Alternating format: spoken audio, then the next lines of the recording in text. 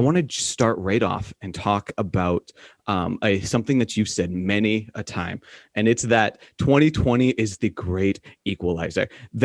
Okay, yeah, your face. So can you explain what that means to you? Yeah, oh, I love your Bella purpose. That's the Bella purpose.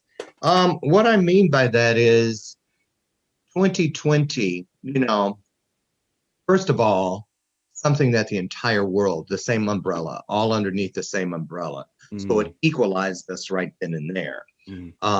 Secondly, I refer to it as the great equalizer because, especially in the business that I'm in, working with speaking and influence and impacting people, there are a lot of people who were doing different things. Of course, not to take anything from anyone, but grooming what I refer to as event groupies.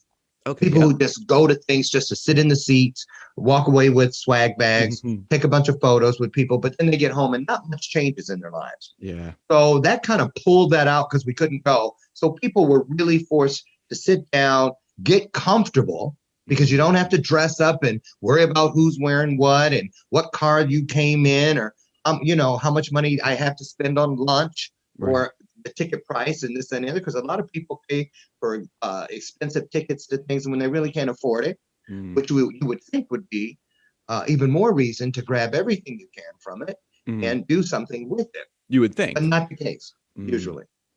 So the great equalizer, the reason I refer to it as that is that from all directions, it has really shown people what they're made of, what they're working towards, and everything around that. So things that may not have been accessible, opportunities that may not have been accessible to me or any of us just a year ago, today are.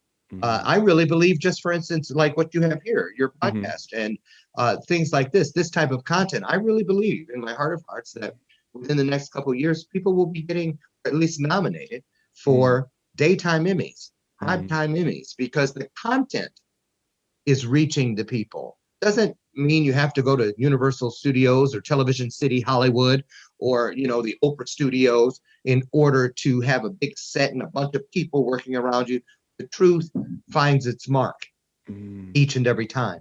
And now there are more people than ever that are finding it very comfortable and accessible to sit down and offer the world their truths. And that's what I love about the pandemic of 2020. And that's why I call it the great equalizer. Wow. Everybody has a shot at something. That's so interesting. I think you're right. It's it's very fascinating to see how 2020 has played out, like how the pandemic has gone, and how you have such an interesting perspective that it is a equalizer. Yes, it was difficult. Yeah, there's all of these difficult things that have happened, but it has also leveled the playing field. Absolutely. That is beautiful. So with that, because that's a unique perspective. And I know a bit about you. So I want to ask about your perspective. The more I get to know you, the more I learn that you have such a unique perspective, unique take on life. You don't just take life as it comes. You make something out of it, and every single thing that happens. And so I want to ask, how did you develop that perspective? What was that intentional? Was that just by happenstance? What did this look like for you? Well, that's a great question. Actually, it's a two-part answer. Okay. The first thing is, I've always believed that there was more. More life to live, more joy to find, more help to offer. So it covers all directions. And one of the things that really changed for me was when I turned 50. You know how you have to go get that colonoscopy? And this isn't going to get gross or anything, but it's really what happened. Yeah. I went at 50. I said, I'm going to do all the right things now. I started automatically caring more about my health and wellness. I transformed my body at the time. Went from a 38-inch waist down to a 29-30 waist. I took off about 75 pounds. Yeah, you can see all the photos on Facebook. Yeah. And I did that because I woke up in the middle of my colonoscopy and I looked at the monitor and they were snaking the camera through my innards. And I remember before I fell back off, I saw enough to go, Mm-hmm. wow, there's Mm-hmm. an entire other world Mm-hmm. constantly working within me. And I had a brand new respect Mm-hmm. for this vehicle that houses everything that I could ever hope to be, everything that I've ever been, my soul, my memories, my dreams, my now, all Mm-hmm. inside this vehicle. We ride in the story in one vehicle and we ride out in the same vehicle. Um, and so I started realizing at 50, okay, chances are, you know, I mean, yes, I had a great grandfather who lived to be 106, sired his last child at 97. Uh, Wow. right. But I can't count on that being the case with me. So, in other words, it's most likely that I have more life behind me, especially now at 58, than I have in front of me. And so it created a sense of urgency to get it done. And, with the road that led to today for me, I could look at it like, wait, look at all of the time I wasted. Look Mm-hmm. how many years were lost. I had a 14-year drug addiction, all the different things, all those years that I was moving through the foster care system, 22 homes in total. I had to reinvent how I look at those things.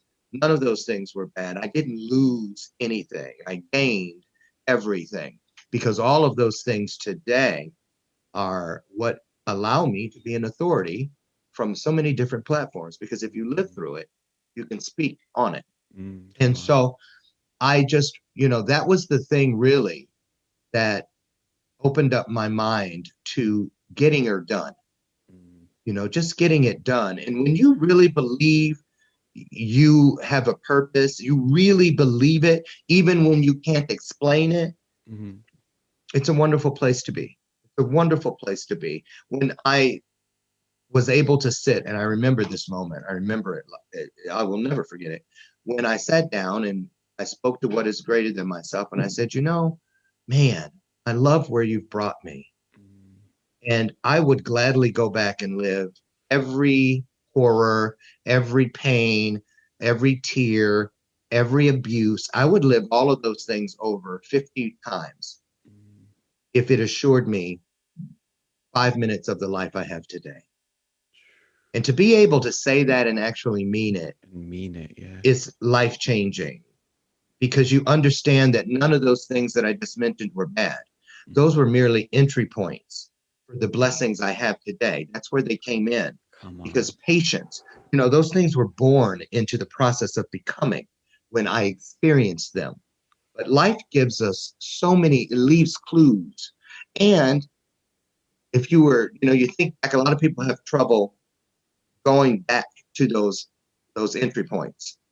The last thing I want to do is bring that up. Oh, why would I want to remember that? But the thing about it is, trauma or whatever it was that you felt was bad at the time is only a piece of what was there. When you travel in time, which is called remembering, and you remember yourself to those entry points, if you really go in looking through what I call the third eye of authenticity, you get to see everything in there that was real. A lot of the things we take from those moments aren't real. Fear and all the other things, looking over your shoulder, shaming, all those things. I wore scarlet letters that didn't even belong on me for decades. Because the longer I wore them, they started as like Velcroed on. And before I knew it, they felt like they were indelible, as if they were tattoos. And there was no way I could get them off of me. But I told my story. And the thing is, I started learning. I remember that day when all of this transition happened, my scars took on a new meaning. Before I had been pulling my sleeves down, zipping up everything, like this. This is Yeah, what I yeah. did. I didn't Wow. want people to see them. So Mm. I was like this, all Yep. buttoned up. And what happened was I stared at the scar and I heard the voice, which is greater than me, say, here's why you need to celebrate those scars, Loren. They are your very first proof that there is healing. Because a lot of people are moving through life with gaping wounds. Oh, No band-aids, not letting any air get to it. It's just festering. It's infected. But scars are proof of healing. And then the longer I look at those scars now, because before I wanted to look everywhere but there. Oh, look at me, I'm so ugly. Look at me, I'm damaged, blah, blah, blah. And then I started concentrating through that same third eye of authenticity at each scar.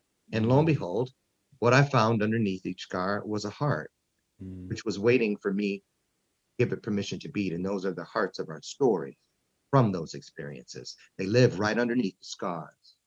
And those are the things that change the lives of others. Come on. And also allows us to be changed by others. So it's very important.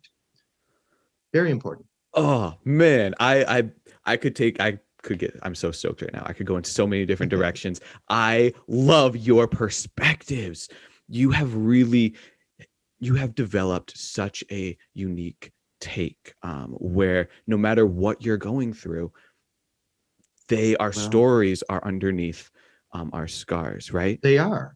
Exactly. And the scars are proof that healing is going to happen, and proof that healing is on the way. That's right. Oh, I want to throw something else in there real quick, if please I could. Do. Because I always, when you say, "Oh, you have developed," it's hard for me to take credit for a lot of the things that people try to give me credit for. Yeah, I showed up, and yes, I was part of the two-way feed between what is greater than myself and myself. But I really have to give the credit to that GPS guidance system, which we all are given as a birthright. The moment we beat the greatest odds known to man, which is 1 in 400 quadrillion, or 4,000 actually, 1 in 4,000 quadrillion, which is being born. Those are the odds to actually make it into this world born. And so I started thinking, well, there are no odds greater than that. So why am I going to spend my life trying to beat the odds and listening to people saying, what the odds of that is? You know how hard that's going to be? No, I already beat the greatest odds known to man before I drew a breath or formed a thought. So in my world, I say, at this point, once I was born, it is my obligation to try to create odds. Create odds for others to reach for, to stretch for, to believe in. And so as far as taking credit for things, when I say that internal GPS system, it's true. It is a real thing. It's a real place. It is where you find instinct, intuition, integrity, insight. They're all inside, because this is a hallowed ground. That's what this is. This is a sanctuary. That's why it houses our soul and our spirit, and everything it takes to keep us alive is encased in this flesh and blood and bone, and all the other things that it takes. And so, I started as a young boy because, I always had a feeling. Even as a child, you get a feeling. Well, I better not eat that. My mom said, don't touch those cookies till after dinner. And when you sneak one off the plate, that, you learn how to move them around so it looks the same. She didn't count them, That's right. But you still have that feeling that I shouldn't be doing this. That's that internal GPS system known as character. All the things that things are built on.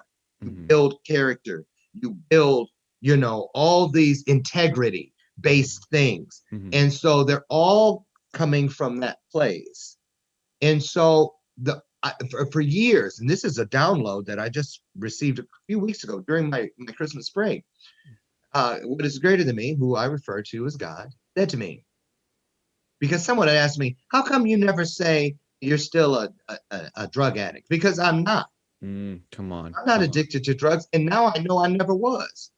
Even though I had that addiction for 14 years, I lived within that terminology, if you will. I let that label groom and condition my thought process. But I was never addicted to drugs.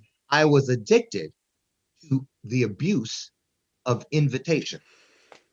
Because every time I chose to pick up a drug, I invited it and everything that came with it into my world. Another I-N word. So when we invite things into that space, that sanctuary, you have to be very careful. That's everything from decisions like, do I pick this up or do I not? Because there are only two decisions ever, the one you're going to make and the one you didn't or couldn't. Down to who I choose to invite to sit in the front row seats of my life. Mm. For many years, for many decades, I needed a false sense of validation so acutely that I'd let any old Tom, Dick, or Harry sit in the front row seats of my life. Now, if you've ever been on stage, and you and I both have, because we're musicians, you know when that spotlight is on and the house lights are down and all of the lights, you really can't see much beyond the front row. This is true. And that's where your best supporters, your staunch supporters, be. Not somebody waiting with a rotten potato or tomato to throw at you if you don't hit the high note at the end.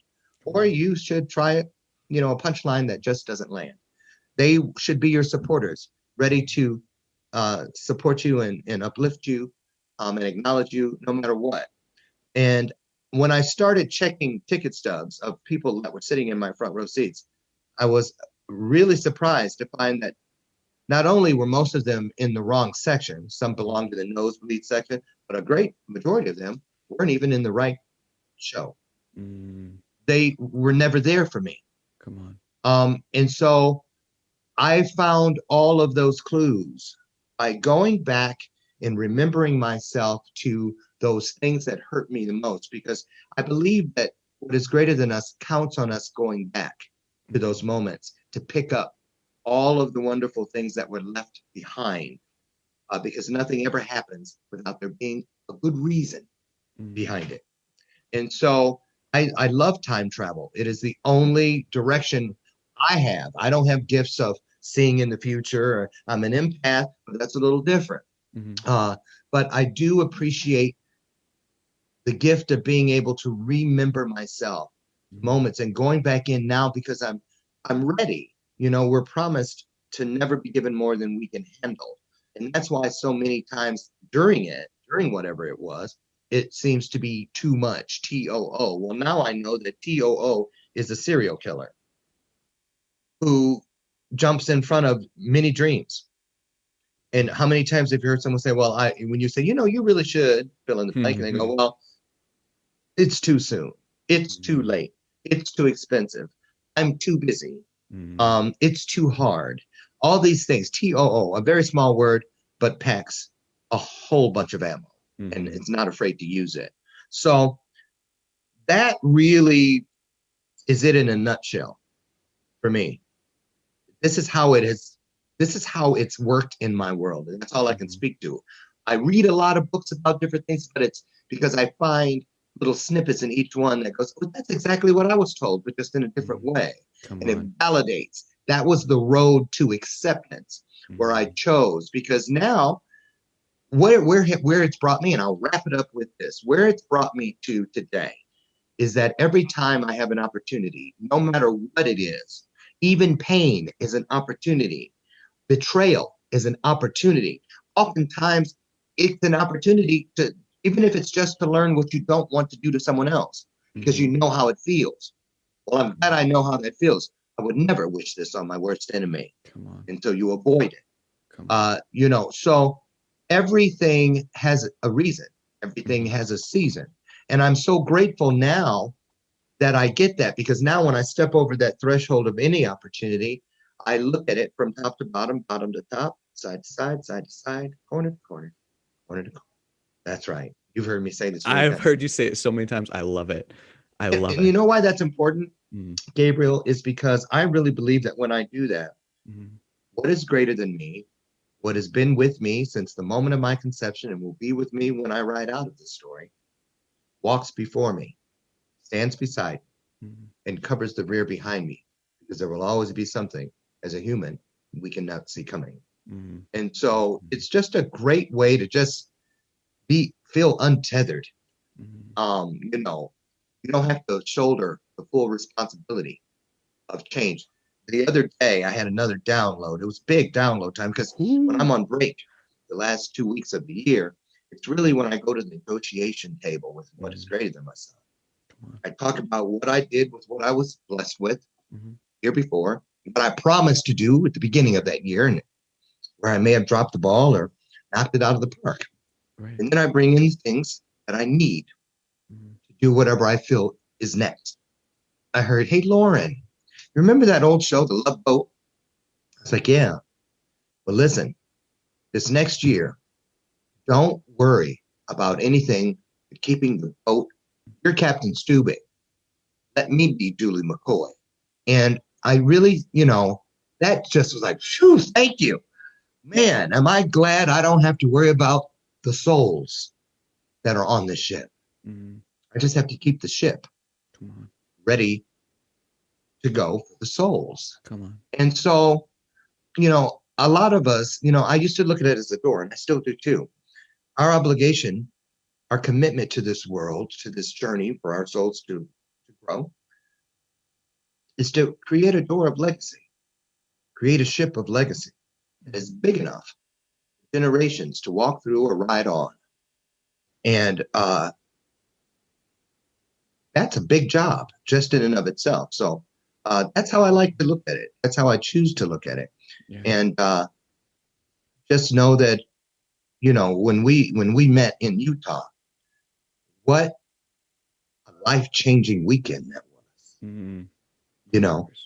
And the people that were drawn together, that were brought together purposefully, really, it took me to a whole new level. And that's what I look for every day.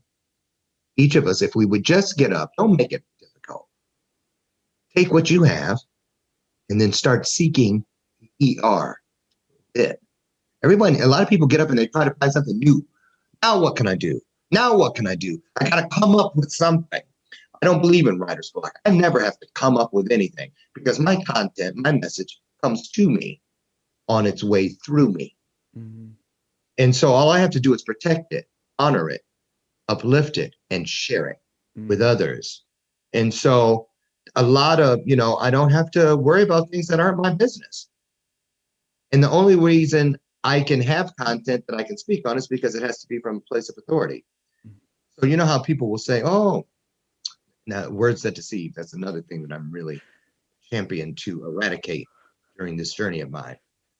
Or at least the mindset, introducing the mindset of how to get them out of your life. Yeah. Words like, sure was strange how you just called me out of nowhere. Oh my goodness, I can't believe it's coffee good as hell.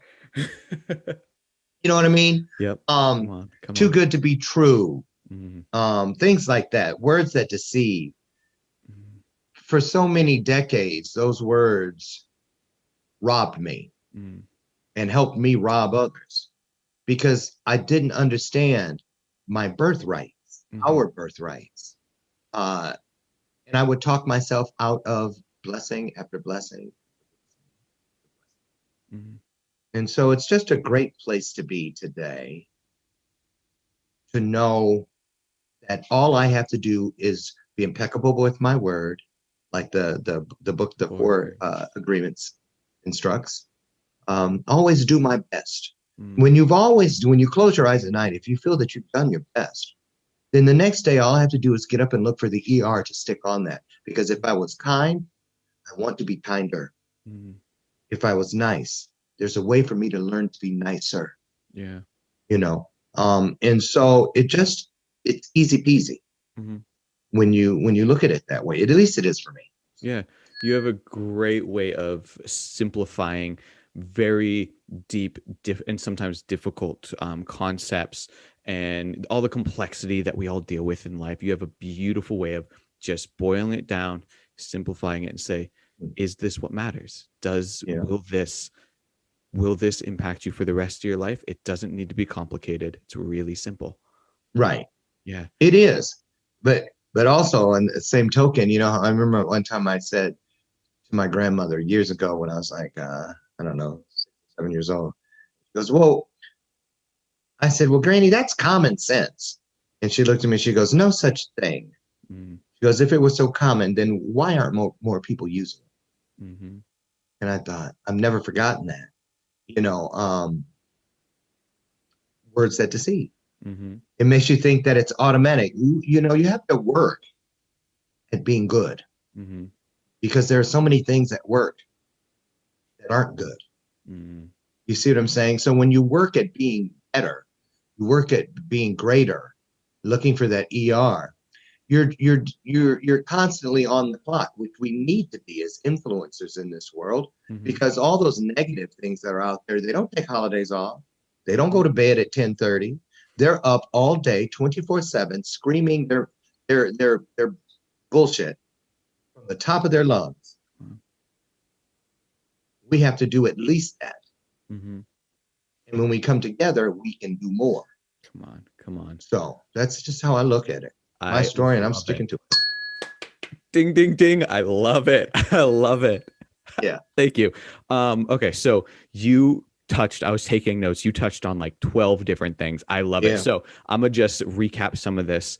I think one of the biggest things that you said when it came from that perspective was that you don't run from your trauma.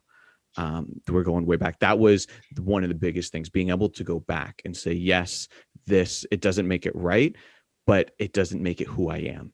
And my story is it's not in spite of this, but it's through this, right?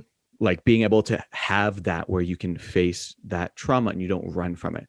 Huge. As someone who I went through a lot of trauma as a childhood, or in my childhood, and it's literally to this day, there's different ramifications that still impact me. But exactly, when you have the courage and the mindset to look at it and say, you know what? Yeah, it may explain why I'm the way I am, but it doesn't make me who I am. No, it is meant to refine us, not define us. Big difference. Come on. Woo! It's a big difference. It changes everything. You have to flip it in reverse. That's why top to bottom to top thing. Yeah. Because if you take it just at face value, you're only seeing one dimension. What's right in front of you. You have to walk. Even when you're trying on clothes in a store, even if they have the 3 mirrors, you still can't see behind you. So how do you know the blessing isn't stuck on your back? Well, what do they tell us is always on your back? A target. Words that deceive. Come on. It's conditioned. It's put in there to groom us not to care about. That's the last place. Don't worry. You don't want to look back there. That's what the target's at. You know, and so as you see what I'm saying, there's so many of them, Gabriel, so many words and phrases that deceive. And if you really study them, they're like the people who carry the banner at a parade that says, coming, behind me, the marching band, the Argonauts or whatever, because you don't question. Oh, look, there they are. There's the Argonauts and their marching band. So these words jump in front of truths with a banner other than the truth that's behind it, because if it can distract you for a moment, that moment may have been the moment that changed your life forever.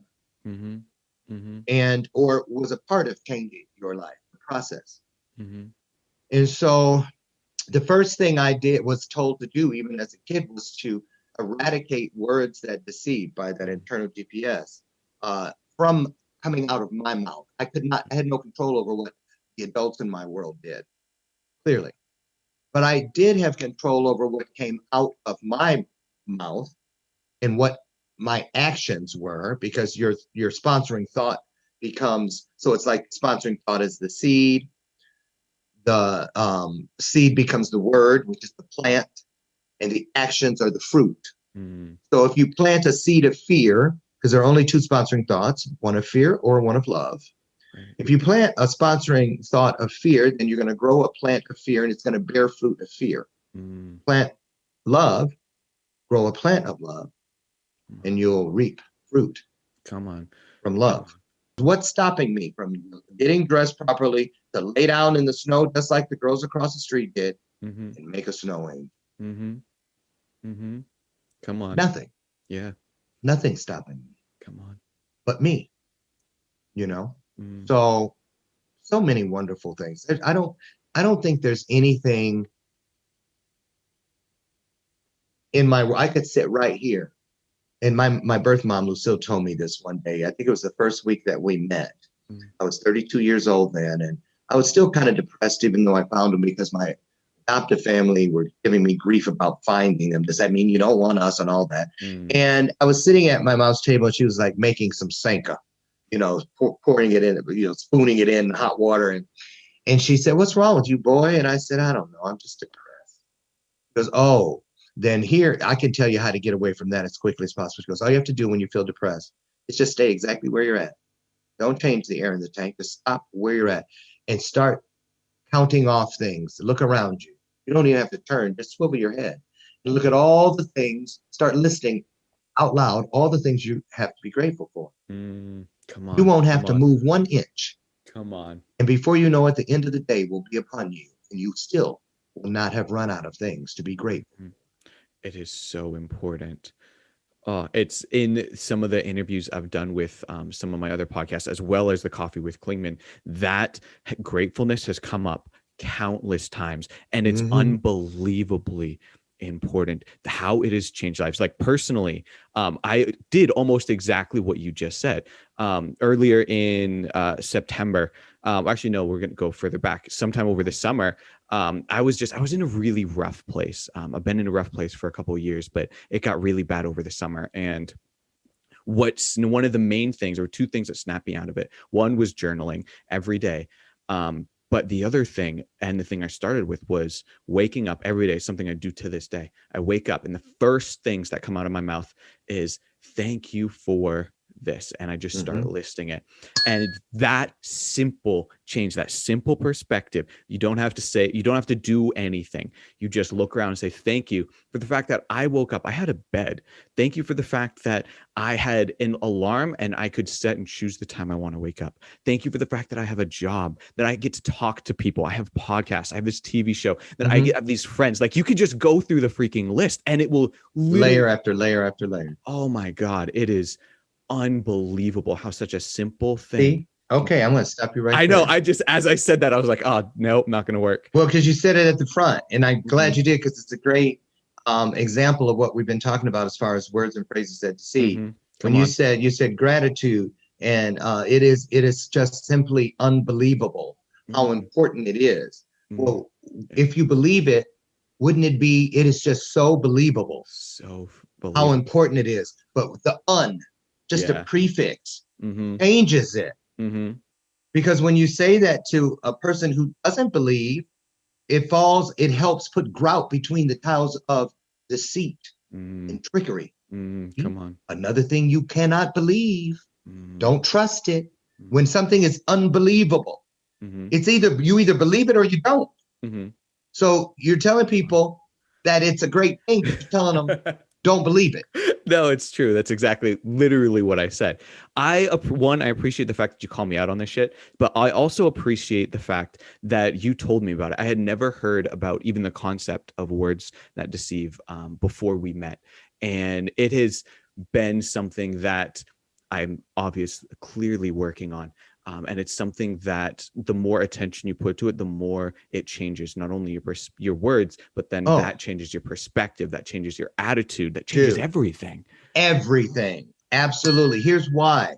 The bigger grasp you have of it leaving you, suddenly you start recognizing it. That's how you know you're getting there.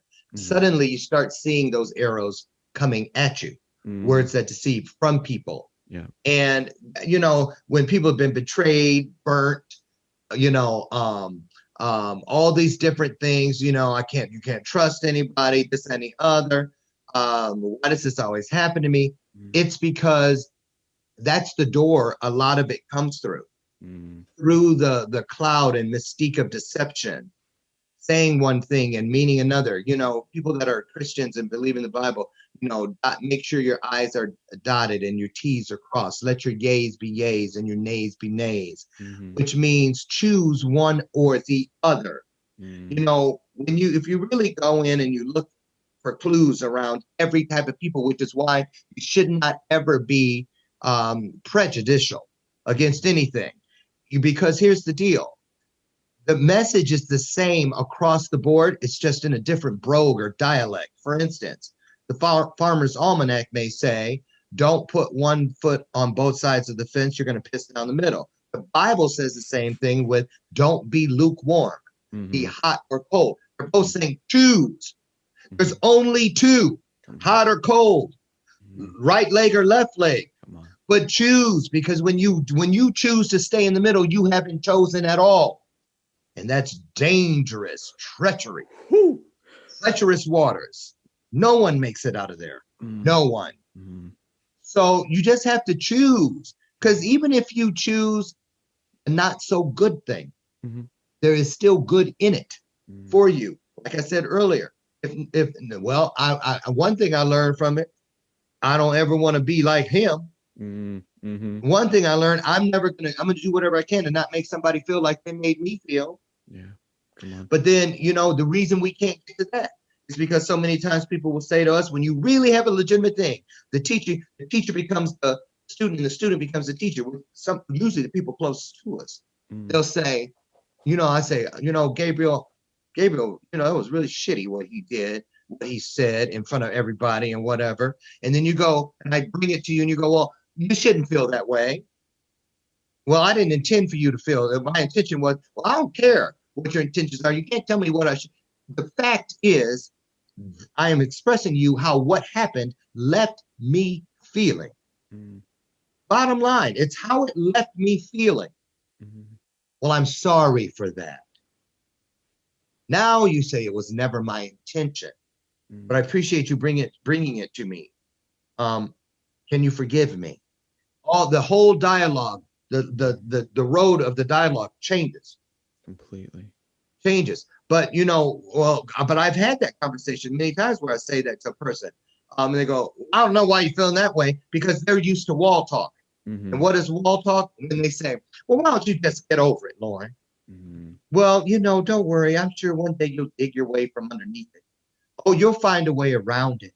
Those are people that believe that walls stand in front of them and between them and their destiny. They just don't know it. Because have you ever heard of a wall of opportunity? I haven't. I've heard of doors of opportunity, a window of opportunity. God knows if you can see through it, you just might summon the courage to walk on in and get through it. But you don't do that with walls. You climb over them, you dig under them, or you skirt around them. That wall is still going to be there. And that's why insanity is doing the same. You come back to that same wall again. Insanity is not doing the same thing over and over. It's not getting rid of the thing that's in your way. Get rid of the wall. Everything that happens to you is a window or a door. Wipe it off and look through. Because, I used to look out the window when I was at the beginning of the process. I said, okay, I'm going to look at it as a window. It still wasn't automatic because it was like a window in a bathroom that was fogged up. And I said, well, what's that out there moving? It looked like a monster. But all my fears took the shape of whatever it was. It wasn't until I summoned the courage of faith and went like this and wiped the little circle, just a little. I saw nothing but a beautiful bird on a branch. Earlier, you had mentioned the third eye of authenticity. And now we're talking about, these quote unquote, what a lot of people view as walls. But when you look at it as that's a window, that's a door, you can clean it off and see through. That's right. Exactly. Is that what you're referring to when you were talking about the third eye of authenticity? Absolutely. Absolutely. Because that eye does not allow words that deceive to dirty it up. You wipe that off. You clean. That's grudge, smudge, fog, whatever, anything, a cataract, however you have to see it. I believe that personal development is universal LASIK surgery. It's in there removing. When I pick up a book or something, I'm not reading it just to say, look what I'm reading, or make myself feel good or sound good. I'm going in there because I'm seeking clarity. We're instructed, seek if you really want to find, knock if you want some door to be opened. You see, it didn't say knock on a wall of opportunity. You see what I'm saying? Right. Knock. So that means a door. You can open a door, you can open a window. You can't open a wall. Come on. You see what I'm saying? Come on. And so that third eye is like a kaleidoscope because every situation is different. So every time I pick up the third eye of authenticity, let's say it's this thing, I pick up that kaleidoscope of faith, of believing that, they say we use 10%. What about gifts of the spirit? What about things that other people woo-woo? They give it a name like that so you'll laugh and joke about it. It's real. 100%. But every time you pick it up and you turn it, the beautiful pattern that's inside there changes. No two are the same. I can have the same kaleidoscope and never see the same thing twice. It depends on what direction I'm turning it, what what direction I'm in, and the speed in which I turn it, and where my focus is when I'm looking, which eye am I looking through? All these different things. But authenticity is, again, just like the pandemic, great equalizer. Come on. Because if it's real, it's the truth. And the truth is the only thing in the universe that will never change. And it will never change on us.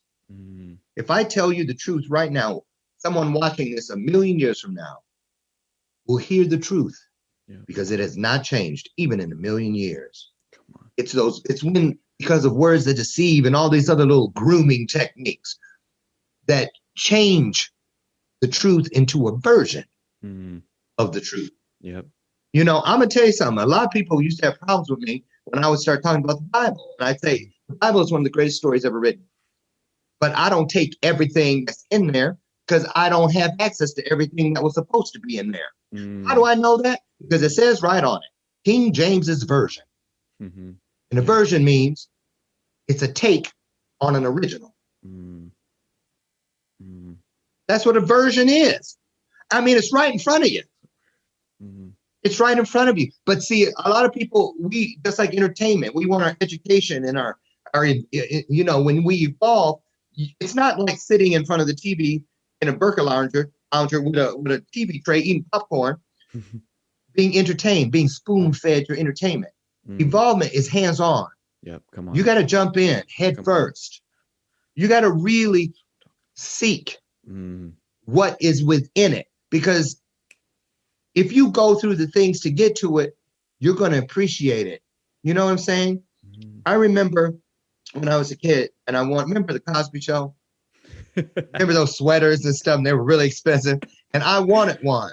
Ooh, and I think it was one of my sisters. I had said, yeah, that's what I want.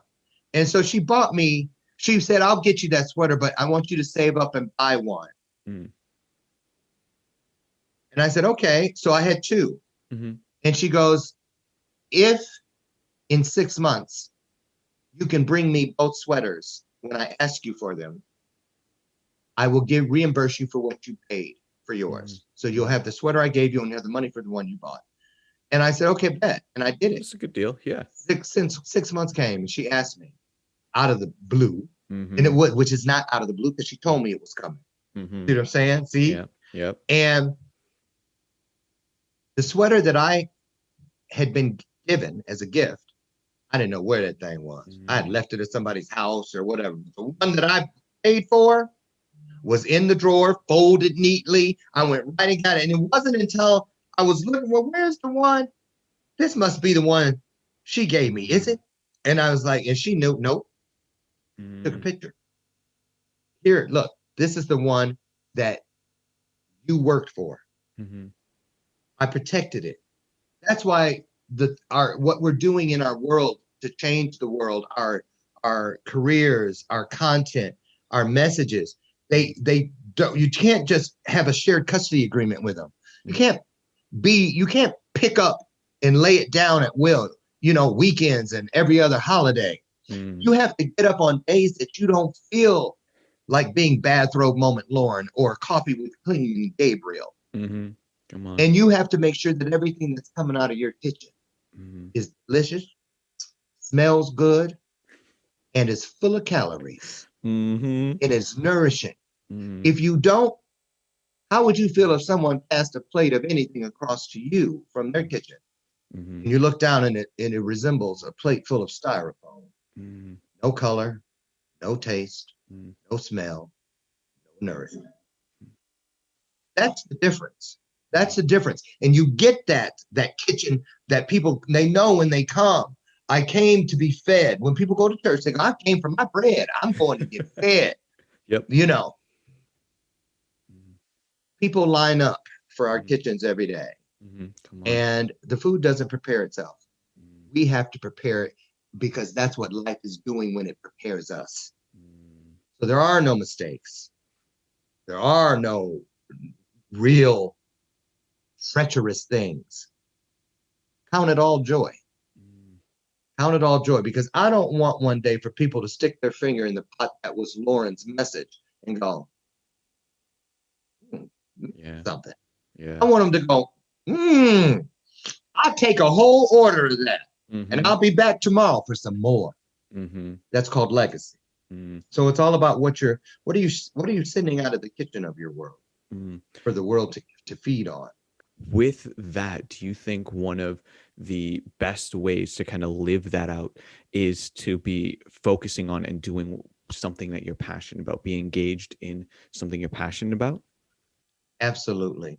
You know why? Because our purpose lives on one lane, passion lives in the other.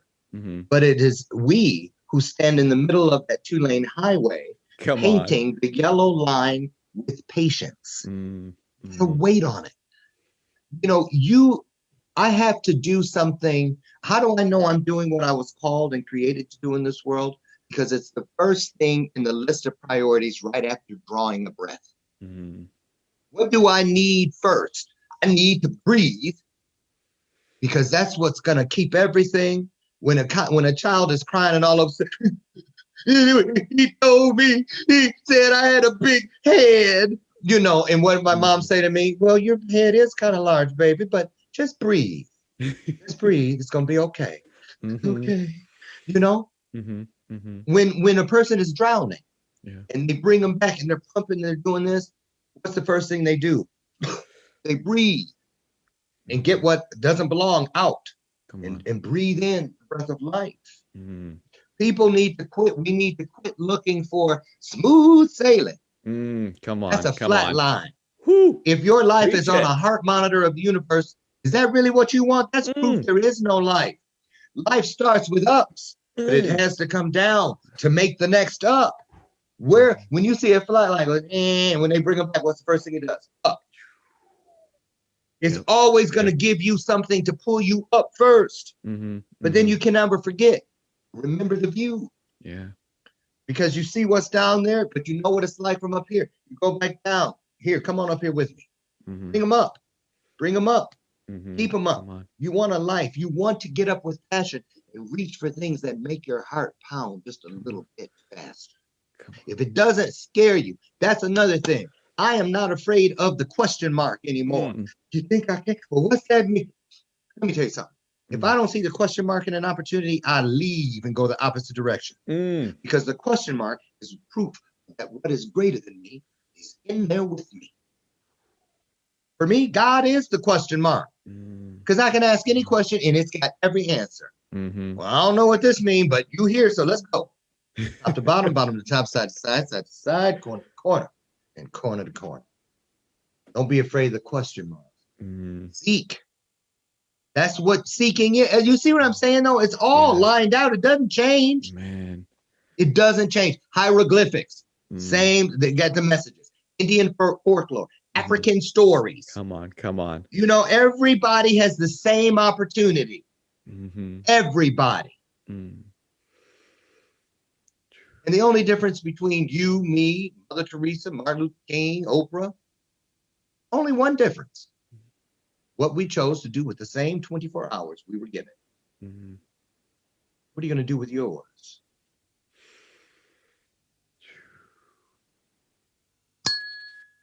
Thank you. I am digesting, and that was the best rant I have heard in a while. And I ring that bell. Yeah, amen. Whoo. I'm having to come down from that. That was great. Oh my God. Stuff, man. Yeah, no, exactly. And that's what I appreciate about you is you are freaking real. You're not going to go and put all on this show. You're not going to pretend everything's great and everything's yay, just work or just do that. It's you're real, you're honest. And it shows. Because I'm happy. Yeah, come on. It's because I'm happy. Now I'm getting stoked. Yeah. Ugh. Okay, can you explain that connection? Because I'm getting stoked. I'm too stoked to explain this. Can you explain that? I'm happy all the time. Remember when I was in church as a little boy, we had a song that went, I'm in, right out, right up, right down, right happy all the time. I'm in, right out, right up, right down, right happy all the time. And then the Christianity version is, since Jesus Christ came in. And that's the key of those words. Even there, in Christianity, same opportunity. Everything points to within. And I am happy inside me. I am happy. And this past year, I went through a couple real health scares. Yeah. And then when they got to the other side of it, it was proof that years ago, something was in there that could have killed me, but my body healed itself. I walked into that hospital, dragging and the hallways, gallows, dead man walking is what I was hearing. I walked out fist pumping. That's what I'm talking about. Rolling down the windows and opening the sunroof when I left, because it was like I had proof that something other than me was working with me on my behalf, and I didn't even know it. You see what I'm saying? We are all chosen, but many are called, few are chosen, but very few ever get to that place where they step over that threshold and then they choose their legacy in return. Free will. It's all based on, you got to want it. You got to speak it into existence. You can't play with it. I don't say to God, give me this and give me that. And if you this, and I say, look, here's what I need, because need comes with a plan. Want is a wish list. When I say to what is greater than me, here's what I need to accomplish what I need to accomplish. Yeah. And when you give it to me, just like when we were little kids in story time, when teacher showed me the pictures, I showed what is greater than me. And here's what I'm going to do with it. Come on. Here's what I'm going to do with it. So do what you need to do, but that's what I need. And I showed you what I'm going to do, and it happens. Everything on that wall over there, which is my wall of purpose with post-it notes. Come on. How all these kinds of things, every one of these things behind me and anywhere else in this house, every one of those things was once a post-it note, because it was once a thought, which became a word, which became an action, which gave results. Come on. Don't think about it. Come on. Talk about it. That's what I'm Don't just talk about it. Be about it. That's the process. That's why the first thing a smart person does is write something down that comes to them, trying to get through them. The moment you write something down, you automatically, instantly separate yourself from the dummies. Come on. I literally just created a whole training video on this topic earlier this morning. I'm confirmation. I'm so stoked. What do you think? Some people don't go after these things, right? You said you can, you said only a handful of people will actually reach for that legacy. Do you think some people don't do it because they're afraid of the question? Yes. And they're afraid of what comes with it. I'm going to tell you something. Yeah. I remember, it's too funny now. It wasn't then. But in the heat of my addiction, I'll never forget it. For some reason, I had been cutting the New York Times best-selling list out of the Sunday paper, and it would be riding in the car seat beside me. And I remember one day I just had to stop and took a hit. And I'm sitting there holding it, and I heard the voice say to me, "Hey, Loren, can I interrupt for a second?" And I was like, "What you doing here? You ain't supposed to be here when I'm getting high." And then I heard, "You silly boy. You know what? I'm there through it all. You better be glad, right?" But then it said to me, "Hey, I got one quick question. I'll leave you alone. I'll be out of your way." I was like, "What is it?" If I said, "For you to fulfill your destiny, it would require you to die for me. Would you be willing to die for?" Everybody has a martyr thing. Yeah. Of course. I said it. Didn't even think about it. Yep, sure will. But here it is. He said, "Yeah, that's what I thought. That's the common answer." It's easy to do that. But what about this one? What if I said, in order to fulfill your legacy, it required you to live for me? Come on. I was like, wait a minute. That means I probably wouldn't be able to do drugs. Wait a minute. That means I probably wouldn't be able to watch porn. Wait a minute. That means I probably went on and on and on. And then it went so long, I heard, "Okay, I'll get back to you." Just what I thought. When you're ready to live, holla at your boy. Come on. And that was the truth. That really changed my life. Because it meant you got to choose, Loren. You got to choose when it's easy. You got to choose when it's not. You got to choose when there doesn't even appear to be a viable choice. And all I do is I talk. When I can't figure it out, I turn it over. I just say to what is greater than me, "Okay, listen, thy will be done." 4 little words. Yeah. whatever you are, God, Jehovah, source, energy, whatever. I'm talking to you. Your will be done. I don't know how to get there by myself. I know I want to get there, no matter what, no matter how. On Seriously. that note, we are running out of time here, but I want to take the last few minutes and I want to, one, say thank you so much for your time, for your wisdom, your honesty, and your vulnerability here. Anytime. This was such an amazing conversation. And second, I want you free plug all any bathroom moments, plug everything you got. This is the time, 100%. Oh, thank you. Yeah. Bathroom Moments on Facebook, the Bathroom Moments television show page, or the e360.com app or website. All of my pages and different things, we go live simultaneously on 9 or more platforms, YouTube, whatnot. Please come and join us, 8 a.m. Central Standard Time, every Monday through Friday. Just kicked off season 5 today. Woo! And it's just one of the greatest things ever. And that's really, I have a website, Loren, Loren, Michaels, like there it is on the screen, LorenMichaelsHarris.com. And if you want to email me, LorenMichaelsHarris@gmail. I keep it easy. Come on. Thank you so much. I appreciate all of this. Thank you. Gabriel, I am so proud of you and what you're doing and the way your voice is changing the narrative. And I just love you. I love you too, man. Thank you. Designed for adventure, the Roam Copilot allows you to access maps, music, and more while you're on your ride. Whether you use a Samsung Galaxy or the latest iPhone, it offers a universal fit, held in place by a silicone net that stretches 4 times its size.